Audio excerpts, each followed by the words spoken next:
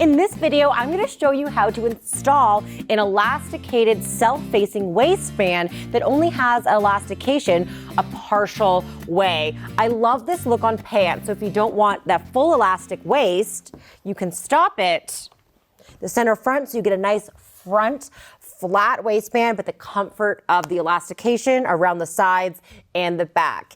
And these pants, the Piccadilly elastic waist pants, also feature a button tab that you can do to add a little bit extra detail, which you can also omit them like I did in this kind of more silky, lightweight version of this pattern.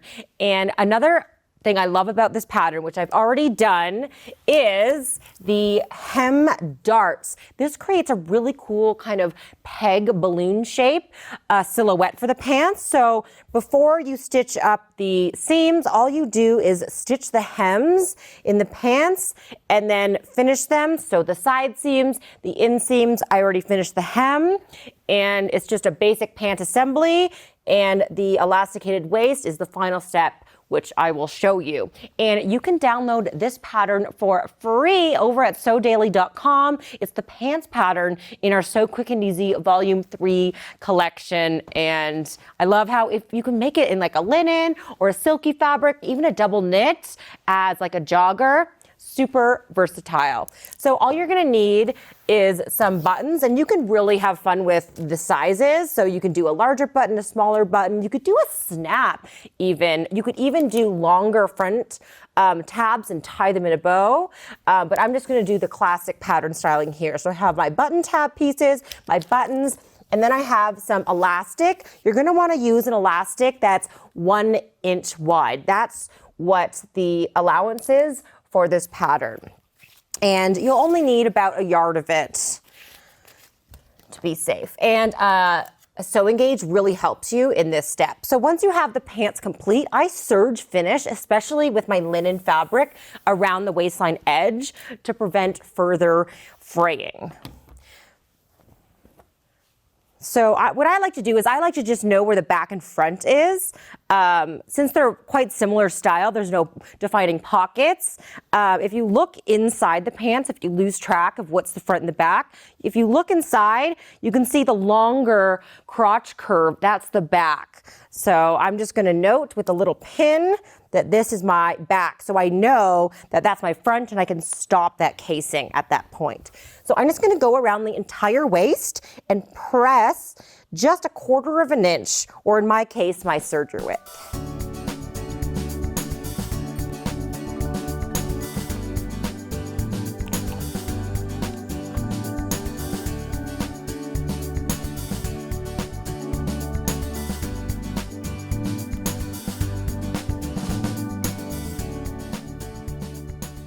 So once you have that 1/4 inch pressed all the way around, I'm going to press again to the wrong side 1.5 inches. And this is where that sewing gauge comes in handy. So I'm just going to press that, and then I'm also going to pin down that pressed edge. So I'm going to do that around the entire waist.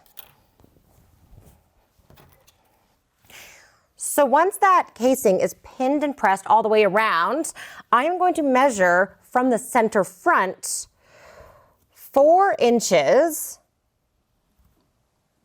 and that is where you are going to start and stop your stitching. So I am just going to do a pin marking right at 4 inches, perpendicular to that pressed edge.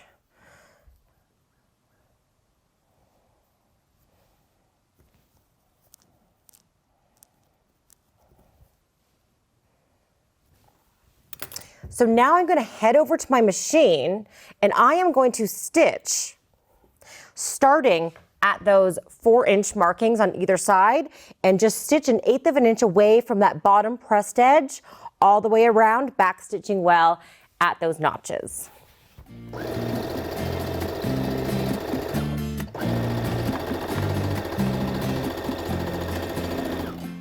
So you can see my starting stitching lines right here, and this is where and when we are going to insert the elastic. Now, what I like to do to determine the elastic length, because every elastic is different. Some have more stretch, some are more stable and don't have as much stretch. So I just like to wrap it around my waist to a comfortable stretch about 4 inches from my center front. And then I just add a little bit for allowance, and I am going to cut. So I have my elastic right here. And I'm going to use a safety pin, just insert it into one, and working from the wrong side, I am going to insert starting here and pulling it through. And when I get to this position, I'm going to make sure I pin it so it doesn't get lost within the casing. So I'm just going to thread this all the way through until it comes out the other side. So now that my elastic has reached this point right here, I'm just going to put a pin right there at that stitching line, as well as here.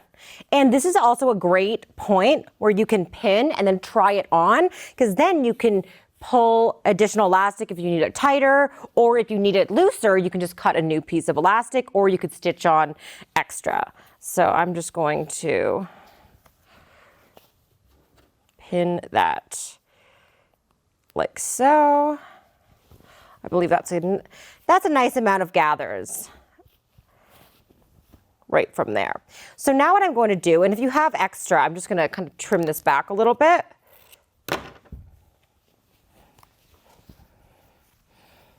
I'm going to go to my machine and I'm going to stitch starting at this top edge, pivot at that point, and stitch the rest of this casing closed, and then stitch up here.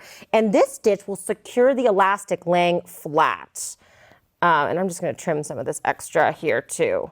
And this also closes the rest of that front casing. So we're going to have a stitching down here, across, and then up.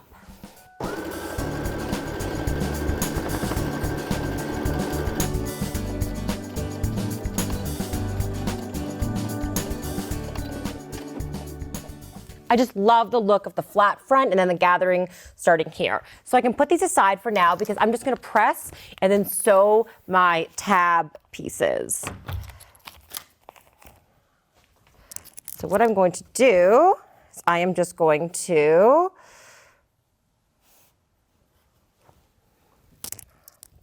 I'm just going to press them in half.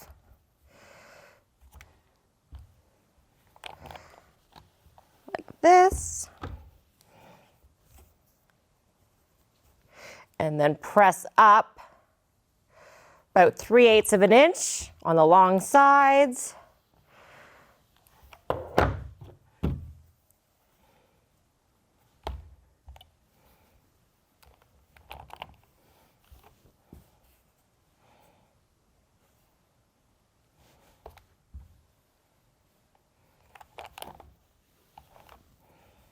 And then in on one of the short sides.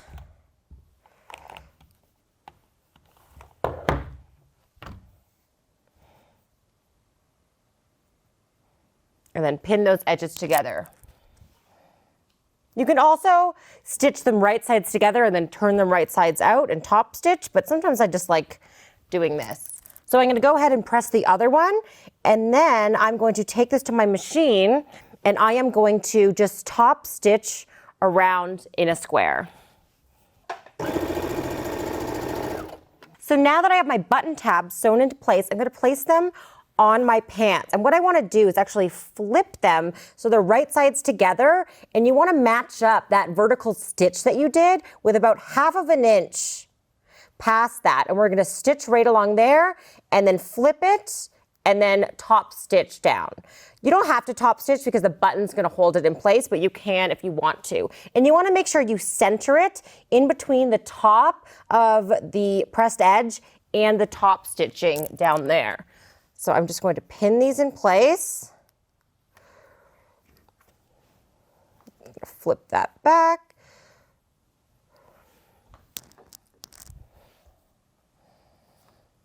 So when I'm at my machine, I'm gonna stitch both of these seams. I'm going to flip these down, and then I'm gonna use my sewing machine to actually sew on my buttons. So I'm just gonna flip them there and then sew on my buttons, and it's gonna be so cute. I think these buttons might be a little big, so I'm gonna use the smaller ones.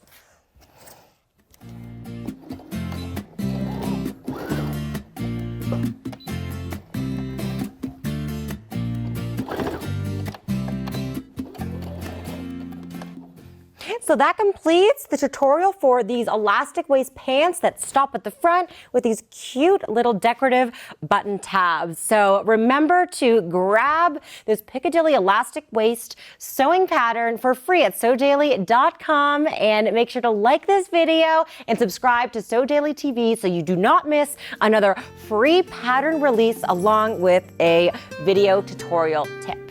Happy stitching!